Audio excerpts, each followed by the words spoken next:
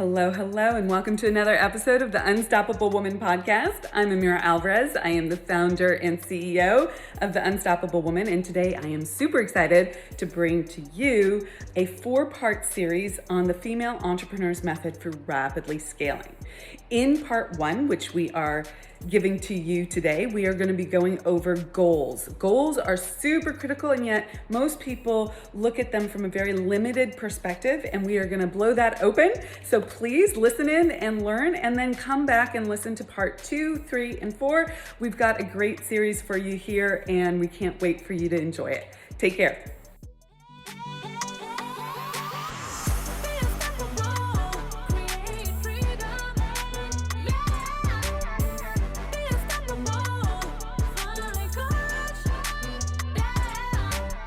Hello, everyone, and welcome to today's training.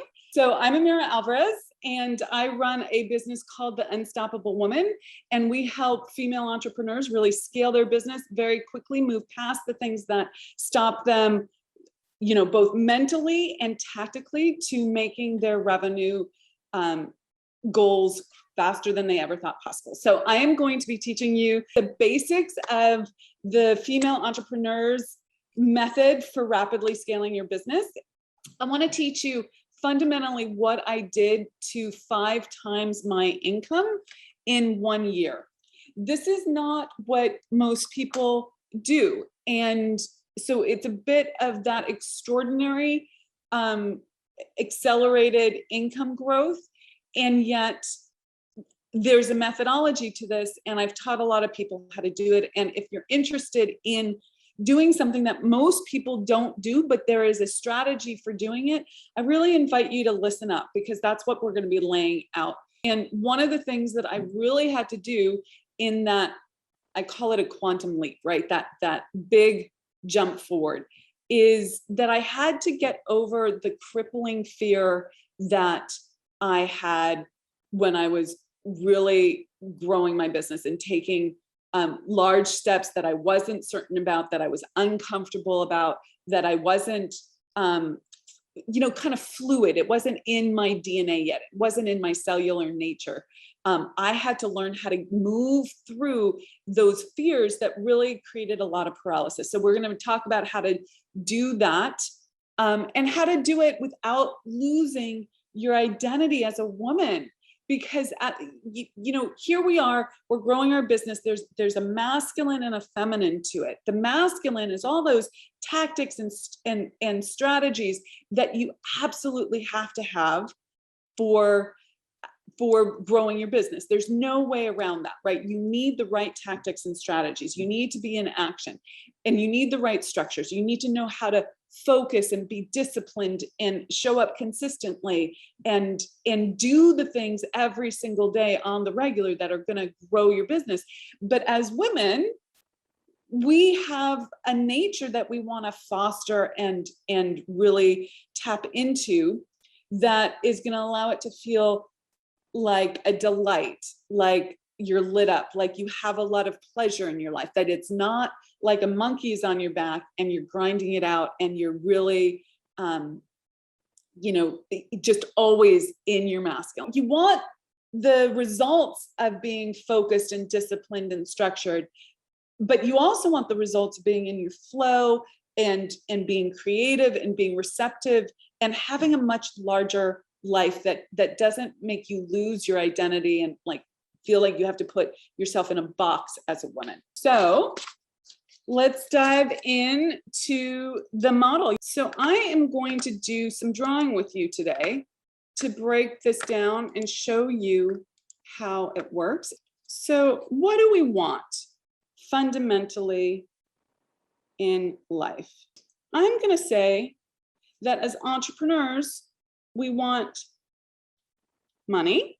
And the question is, how much money do you want to make? Okay, that's something that you guys need to be thinking about as we walk through this, okay? Because it's super important, and I'll show you why in a moment. So we want to make money, but we also want a great life, okay? You want to make money, plus you want to have a great life. Because what's the point of making money if you're not living well?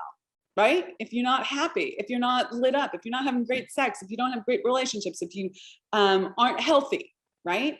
If you don't have a good relationship with your kids or your friends, or you're not able to experience more of life. So these two things together, I call our more life directive, and they're synced up, okay? We're gonna call this our and more life, and it's connected to our more life directive, okay? So instead of thinking that you can either have money or a great life, you want to start thinking in an and more, with an and more perspective. It doesn't work to think I have to put my life on freaking hold to make money, or I have to stop making money in order to have a great life. This comes up a lot for women. You know, like I can either take care of my kids or take care of my house or be a good partner, or I have to put that on hold and work on my business. And there's some guilt if you work on your business, right?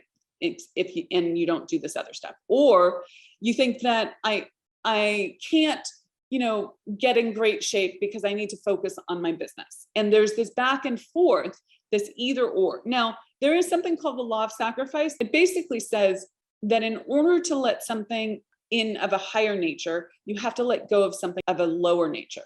But the thing that people confuse is that they think that they have to let go of their business aspirations or their desire to work on their business or their ambition or their drive in order to be a great mom or a great partner or in great shape, okay? Or have a lit up intimate relationship. But what really needs to be sacrificed is their perspective, that old belief structure that says you can't have and more, okay? That you can't have both. The other thing is that I have a big stance that you need money, okay?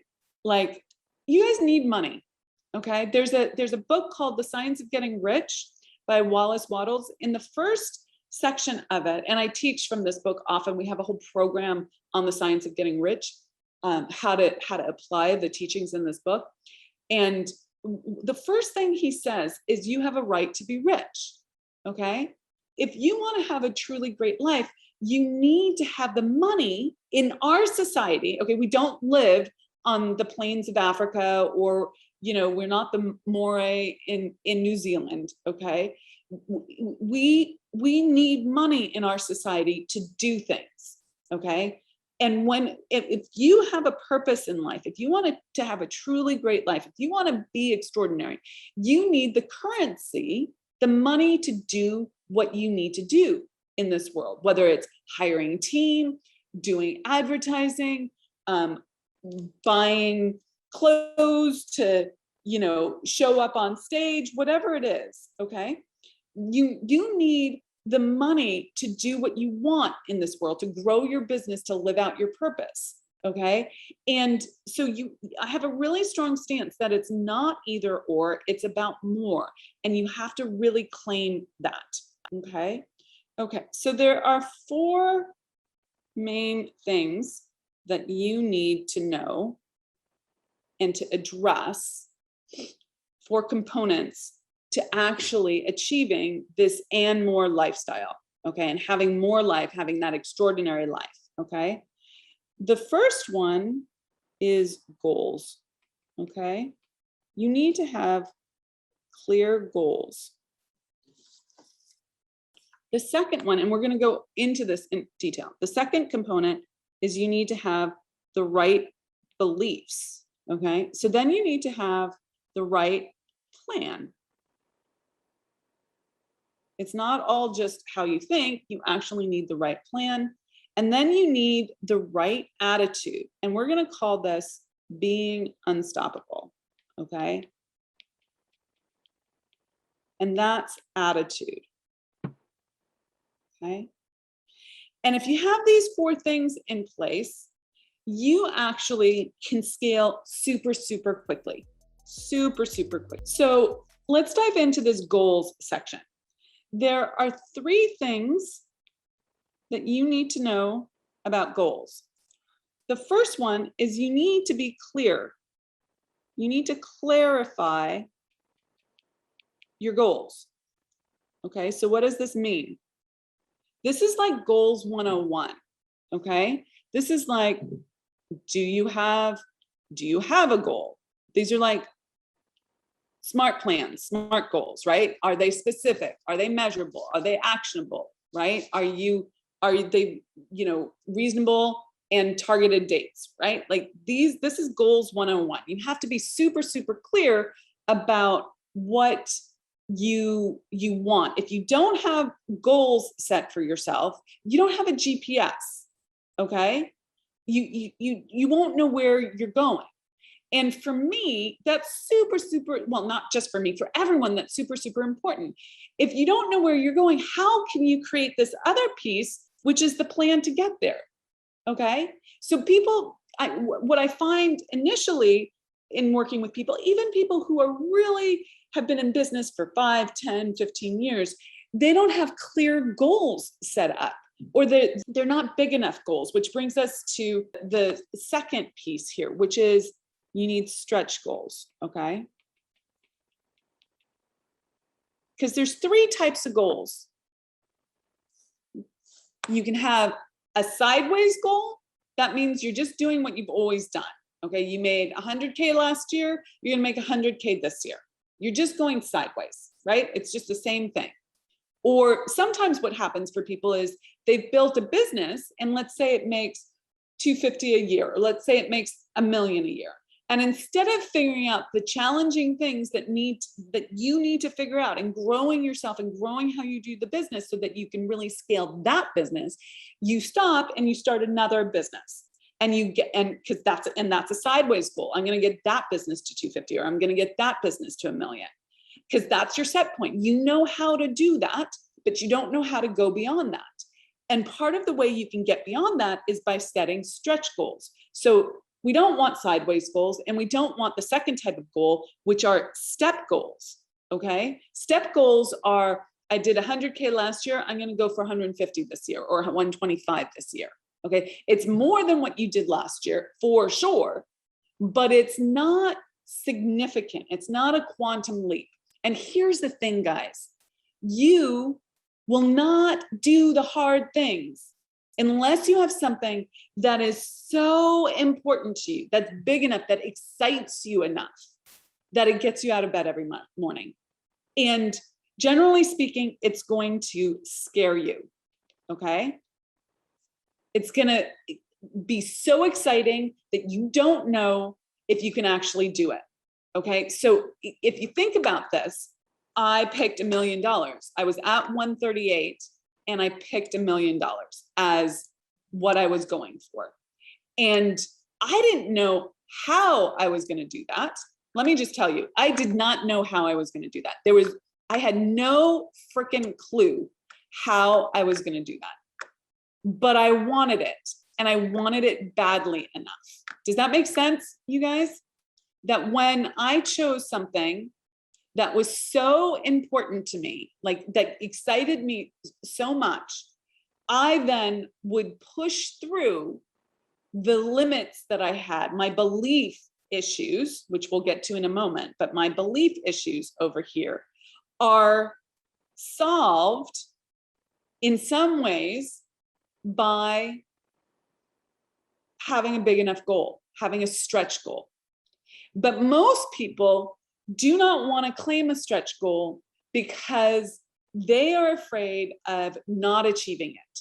They're afraid of claiming something and disappointing themselves. They're afraid of saying that they're all that and more, and then letting other people down, or wasting money, or wasting time, or really disappointing themselves, and then having to face that. And there's a lot of guilt and shame wrapped up in that. And that is not how to grow and scale a business.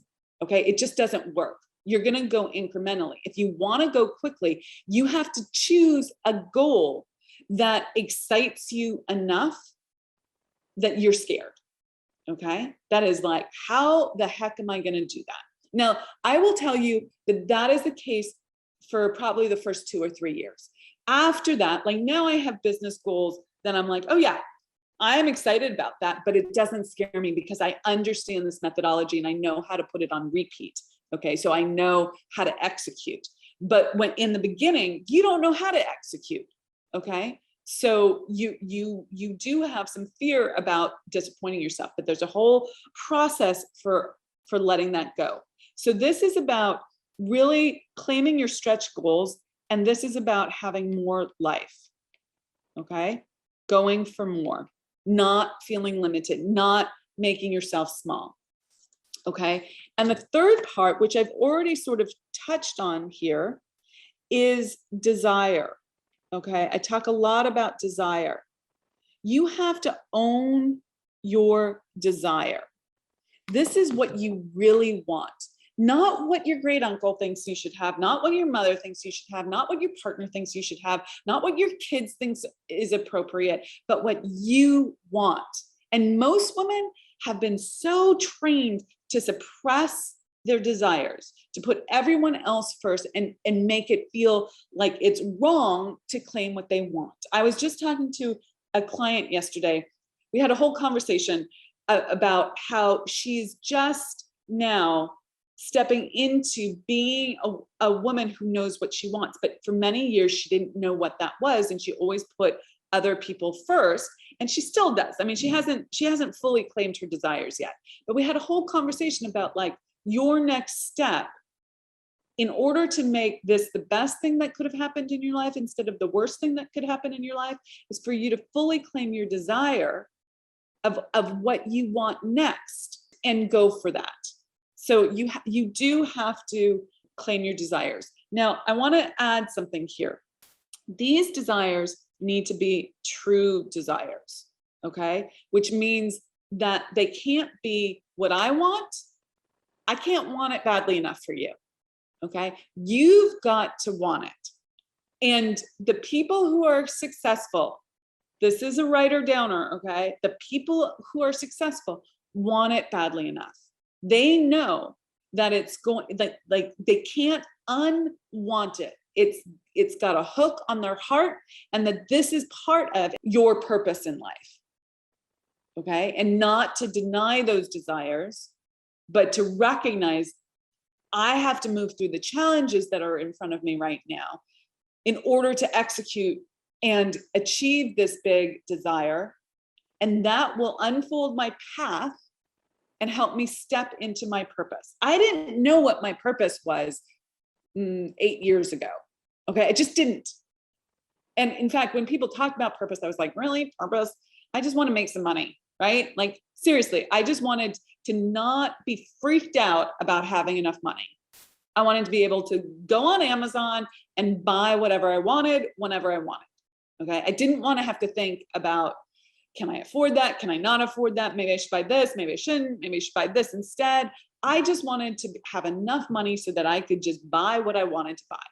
And let me tell you, that feels freaking awesome, okay? I will unabashedly say that is something that I hold up as a carrot. It feels great not to be constrained that way. Okay. And now my desires grow ever more. Like I want more for my clients, right? Like I think about my business now. So I've hit a certain level of financial stability and security and wealth and all of that, which feels great. And now it's about like, what do I want to grow in my business? What are my big desires for my team, right? I want my team, I want to have the best freaking team in the world. I want my team to feel lit up coming to work every day. I mean, we work remotely and all of that, but like that everyone freaking loves what they're doing. That's what I'm growing. I want my clients to have more and more success. So we iterate in the business around that. Okay, these are the next level kinds of desires. Okay, do I want a house in the mountains? Just maybe that's the next thing, right? But really, my desires have more to do with what I'm growing in service to the people that I interact with. But in the beginning, I am unabashed about this. It was about freaking making some money so that I was not going to be constrained in life, because I freaking wanted freedom. I wanted this more life. Okay. I didn't want to be limited. You don't want to feel like you're constrained. Okay. Now the flip side of that is there are things you need to do in your business and how you need to show up in your business with focus. This is the masculine. Okay. That will allow you that freedom, like to receive and to be creative and to support other people. Like you need both. So that's the basics of goals. This is super, super important. Desire is causative. Write that down. Something that I go into a lot at the summit. Desire is causative. It's what leads the way. It's what calls you forward. It's what grows you. And if you deny your desires because of your beliefs, you're going to be limited. You're not going to grow.